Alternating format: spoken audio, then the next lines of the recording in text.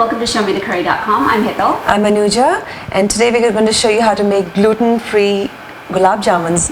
And here we have Mangla auntie with us, and she's the one who's going to demonstrate.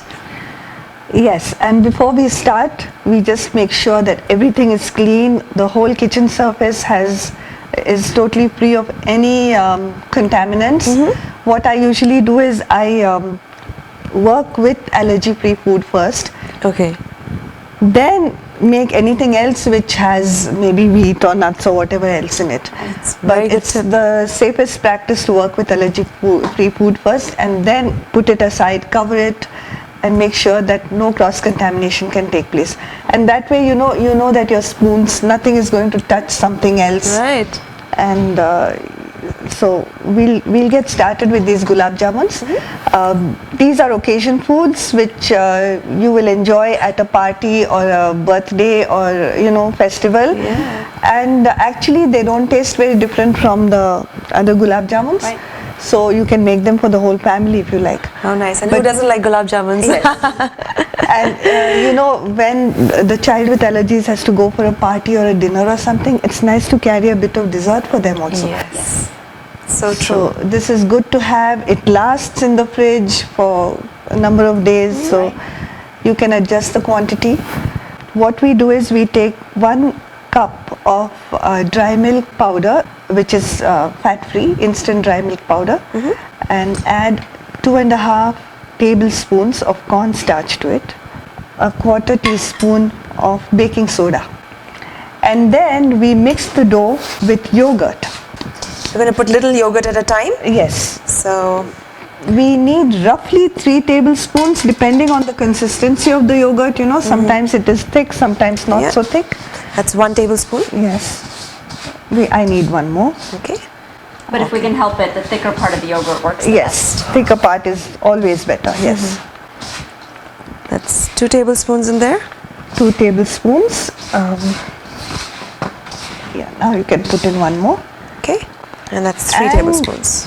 A teaspoon plus of ghee. I've written 2 teaspoons there because I'm going to save some ghee to smear on my hands later. Okay, this is 1 teaspoon? 1.5. And a half. You make a medium soft dough with this. I might even need a slight bit of yogurt. Half of that, yes. Just don't put too much at a time because, if you get it too thin, you'll be adjusting. You'll be adjusting the other way around then. This requires a little bit of kneading. Okay. So that it is soft, and then when you actually make the balls, you don't get those fissures and cracks on top of the balls, Right. So what we also did was we have oil heating up in the back for deep frying. Now Gulab Jamuns are deep fried, one of the reasons why everybody loves them, and they're so delicious. So we have oil heating up, that's ready. Well, just to make all of us feel a little better, fat lowers the glycemic index of sugar. Correct. So that is so true. The sugar point. So eat as much as you want. So the remainder of the half teaspoon of ghee we're just keeping in a little bowl, and we can use it to help us form the balls. I'm going to start rolling them. Milk powder does tend to become a little sticky on your hands. But So in the meantime, we have 1 cup of regular table sugar here, and to this we're going to add 2 cups of water. So we're going to take this pan with our sugar and water, and we're going to take it to our stove and bring the mixture to a rolling boil.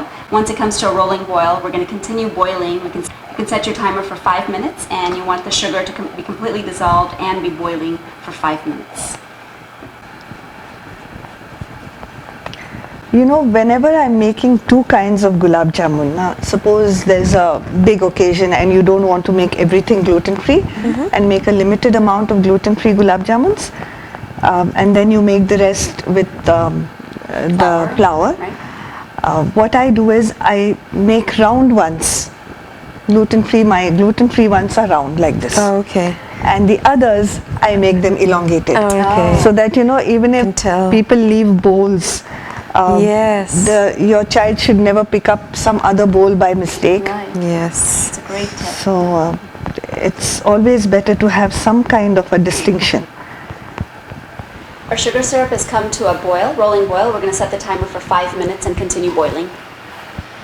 Okay, this is about the size that we make because they're going to expand a little. They're going to absorb some of the syrup. Yeah, that's fine. And as I was saying, theoretically, ghee is alright for those with dairy allergy because ghee is not supposed to contain protein. It is just the milk solids and the fat. But a lot depends on how the ghee is made, whether the caramelization has taken place at the base.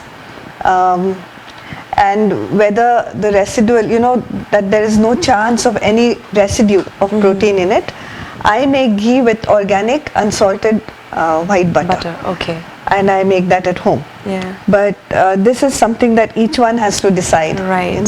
depending on the level of allergy. Right. And the other thing is only the ghee that comes from pasture-fed, the milk of pasture-fed cows, only that yields omega-3 fatty acids. Okay. The ghee coming from the milk of grain-fed cows is not going to have omega-3. So, which is why I buy the organic. Right. So this made 17. So basically, the recipe makes about between 16 to 18, approximately, depending on how big and small you make the gulab jamuns. This is perfect. It's been 5 minutes. We've turned off the flame, so that's the sugar syrup. It's ready to go. So here's 1/4 teaspoon of ground powdered cardamom. We're just going to add it to the syrup. I just tested the oil for readiness by putting in a small bit of dough. The oil is ready now. The only thing is we have to fry on low heat. Now that we have achieved a certain temperature here, we fry on low heat. And I'm not going to put too many in at a time. See, already they become larger. Moving them a little so that they get brown evenly. I think we have the right color now. Just hold it to the side so that you can allow as much oil to drain as possible. And we'll put them on a paper-lined plate. And we'll carry on with the balance of the gulab jamuns. Yes, we can just slide in the fried gulab jamuns. And those of you who have a cast iron wok, please use it. Because cast iron always yields a little bit of iron into the food. After a little while, we'll see that they've fluffed up a little. So the gulab jamun, we're soaking in the syrup for about an hour, and that's enough time for it to absorb all the sugar syrup inside. And they've plumped up and they look absolutely fabulous. So perfect indication. You can dig in and eat. Yeah, and you can make more and put them in the fridge. Yes. Up to a month. Oh. Wow, great shelf life. So let's try these. Yep. Auntie, go ahead. No, please, you have it.